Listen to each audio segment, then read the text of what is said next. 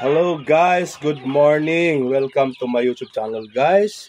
Kung di pa kayo guys nakakapag-subscribe, please like, share, and comments. And don't forget to click the notification bell guys. Guys, today's vlog ay pag-usapan natin guys tungkol sa paggamot ko guys nitong aking 5-time winner guys na whites na nagkaroon siya guys ng sampaga guys. So ito guys, madali lang pala guys ha. Ito halos namayat siya.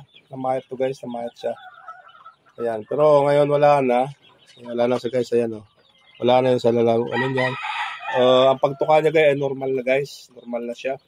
So, ang ginamit ko guys, ito lang guys na metronidazole guys. Ito. Guys, na metronidazole. Ayan siya, ayan po siya guys oh.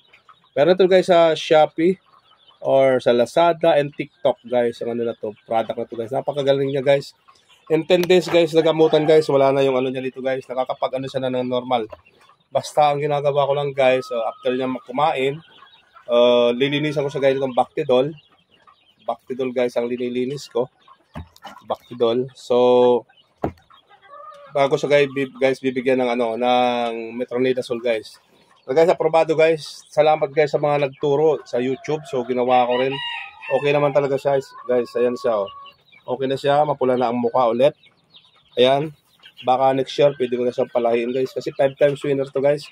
3 times guys sa derby, tapos 2 half fight guys. Ito. Guys, ito guys. Combination to guys ng native na manok na medyo nagpapanalo yung mga lahi. Tapos 1 half McLean ang ano to guys. So guys, salamat guys kung naibigan nyo guys ang video ko guys.